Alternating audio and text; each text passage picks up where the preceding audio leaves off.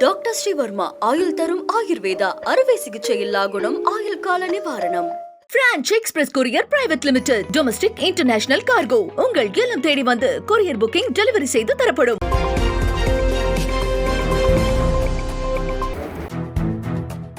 BIMSTEC உச்சி மாநாட்டில் பங்கேற்க தாய்லாந்து சென்ற பிரதமர் நரேந்திர மோடிக்கு உற்சாக வரவேற்பு அளிக்கப்பட்டது.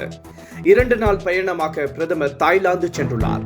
கடல்சார் ஒத்துழைப்பு, வங்காள விரிகுடாவில் பொருளாதார மேம்பாடு உள்ளிட்டவை குறித்து பிம்ஸ்டெக் தலைவர்களுடன் பிரதமர் ஆலோசனை நடத்துகிறார். மேலும் தாய்லாந்தில் உள்ள 6 முக்கிய கோவில்களில் ஒன்றான வாட்போவையும் பிரதமர் பார்வையிடுகிறார்.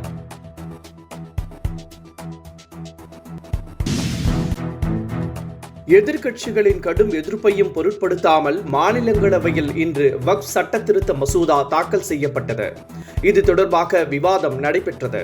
எதிர்க்கட்சித் தலைவர் மல்லிகார்ஜுன கார்கே, மத்திய அமைச்சர் அனுராக் தாக்கூர் இடையே கடும் வாக்குவாதம் மூண்டது.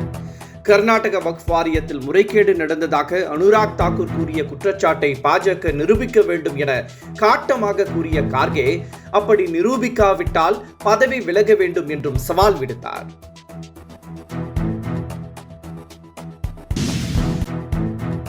வக்ஃப் சட்ட திருத்த மசோதாவை கண்டித்து முதலமைச்சர் மு.க. ஸ்டாலின் இன்று கருப்பு பட்டை அணிந்து சட்டப்பேரவைக்கு வருகை தந்திருந்தார்.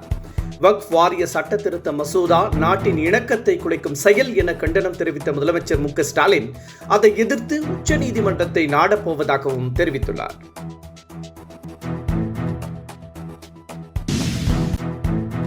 பாஜக அரசு கொண்டு வரும் திட்டங்கள் எல்லாம் முஸ்லிம் மக்களுக்கு எதிரான திட்டம் என திமுக அச்சுறுத்தி வருவதாக பாஜக எம்எல்ஏ நயினார் நாகேந்திரன் குற்றம் சாட்டியுள்ளார். சட்டப்பேரவையில் வக்ஃப் வாரிய மசோதா தொடர்பாக ஆளும் திமுக மற்றும் காங்கிரஸ் உறுப்பினர்கள் கருப்பு பட்டை அணிந்து வந்தனர். இந்த நிலையில் பாஜகவினர் அவையில் இருந்து வெளிநடப்பு செய்தனர். பின்னர் செய்தியாளர்களிடம் பேசிய நயினார் நாகேந்திரன், வக்ஃப் மசோதா தொடர்பான பிரச்சனையை சட்டமன்றத்தில் எழுப்பி போராட்டக்களமாக முதலமைச்சர் மாற்றியுள்ளதாக குற்றம் சாட்டினார்.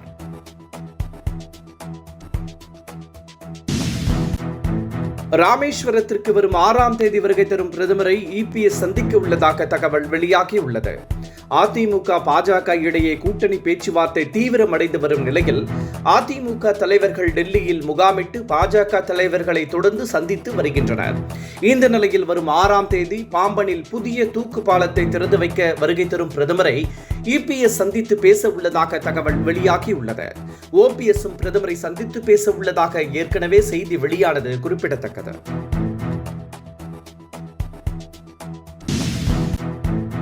கச்சத்தீவை மீட்க வேண்டும் என மக்களவையில் திமுக உறுப்பினர் டி.ஆர். பாலு வலியுறுத்தினார். இது தொடர்பாக தமிழக சட்டப்பேரவையில் தீர்மானம் நிறைவேற்றப்பட்டதையும் அவர் சுட்டிக்காட்டினார்.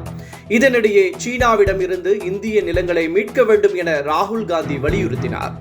இந்தியா சீனா எல்லை பிரச்சினைக்கு தீர்வு காண்பதற்கு பதிலாக சீன அதிகாரிகளுடன் இந்திய வெளியுறவு செயலாளர் கேக் வெட்டியதாகவும் ராகுல் குற்றம் சாட்டினார்.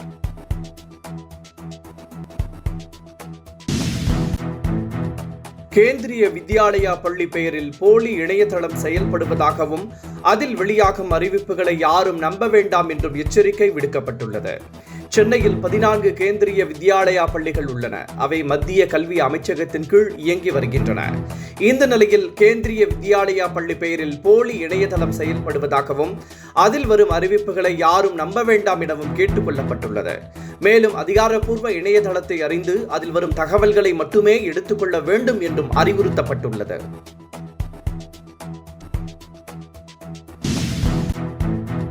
எம்புரான் திரைப்படத்திற்கு பாமக நிறுவனர் ராமதாஸ் கடும் கண்டனம் தெரிவித்துள்ளார். தமிழகத்திற்கு எதிரான இந்த திரைப்படத்தை இங்கு திரையிட்டது மிகவும் கண்டிக்கத்தக்கது என்றும் அவர் சாடியுள்ளார். அதே நேரம் வக்ஃப் மசோதாவை பாமக ஆதரிக்கவில்லை என்றும் இஸ்லாமியர்களின் சொத்துக்களை அவர்களே நிர்வகிப்பதுதான் சரியானதாக இருக்கும் என்றும் ராமதாஸ் தெரிவித்துள்ளார்.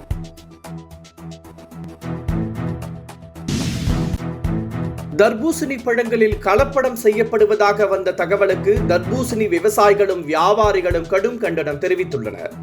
இந்த பிரச்சனையை எழுப்பி சென்னை கோயம்பேட்டில் அவர்கள் போராட்டத்தில் ஈடுபட்டனர்.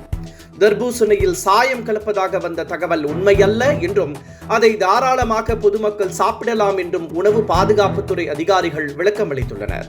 தர்பூசணியில் சாயம் கலப்பதாக வந்த தகவலால் அதன் விலை கடும் வீழ்ச்சி அடைந்துள்ளது குறிப்பிடத்தக்கது.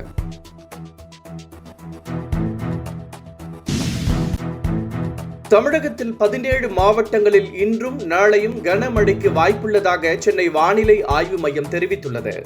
நீலகிரி, கோவை உள்ளிட்ட மாவட்டங்களில் கனமழை பெய்யக்கூடும் என கணிக்கப்பட்டுள்ளது. இதனிடையே சென்னை உள்ளிட்ட தமிழகத்தின் பல்வேறு மாவட்டங்களில் தொடர்ந்து விட்டு விட்டு மழை பெய்து வருகிறது. இதனால் வெப்பம் தணிந்து குளிர்ச்சி ஏற்பட்டுள்ளது.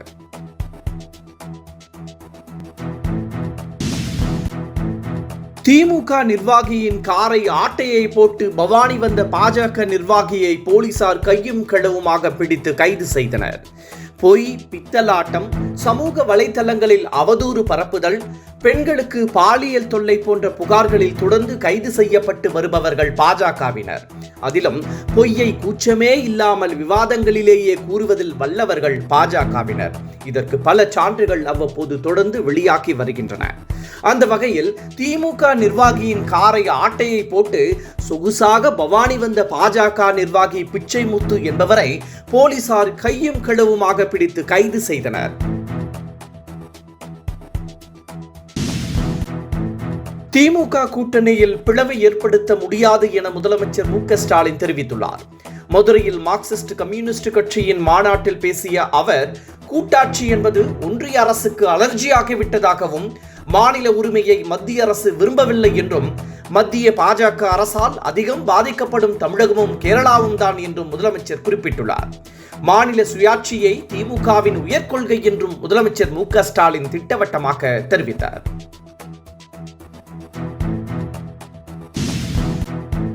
வக்ஃப் சட்ட திருத்த மசோதாவை மத்திய அரசு வாபஸ் பெற வேண்டும் என தாவேகா தலைவர் விஜய் வலியுறுத்தியுள்ளார். இது தொடர்பாக அவர் வெளியிட்டுள்ள அறிக்கையில், பாஜக அரசின் பிளவுவாத அரசியல் இஸ்லாமிய சகோதரர்கள் பாதுகாப்பற்ற நிலையும் அச்சத்திலும் வைக்கிறது என்றும் குறிப்பிட்டுள்ளார். ஜனநாயக விழுமியங்களை மறுக்கும் பாஜக அரசை கண்டிப்பதாகவும், வக்ஃப் சட்ட திருத்த மசோதாவை திரும்ப பெற வேண்டும் என்றும் விஜய் தனது அறிக்கையில் பதிவிட்டுள்ளார்.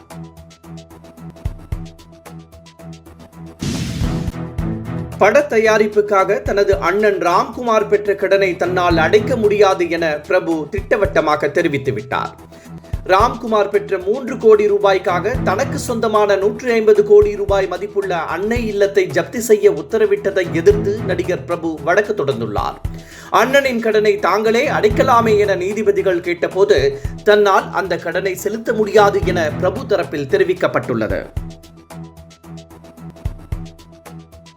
டாக்டர் ஸ்ரீவர்மா ஆயுள் தரும் ஆயுர்வேதா அறுவை சிகிச்சை இல்லா குணம் ஆயுள் கால நிவாரணம். Branch express courier private limited domestic international cargo உங்கள் இல்லம் தேடி வந்து கொரியர் புக்கிங் டெலிவரி செய்து தரப்படும். என்றும் உங்களுடன் மை இந்தியா. முக்கிய செய்திகளை உடனுக்குடன் தெரிந்து கொள்ள சப்ஸ்கிரைப் பண்ணுங்க, பெல் பட்டனை பிரஸ் பண்ணுங்க. என்றும் உங்களுடன் மை இந்தியா.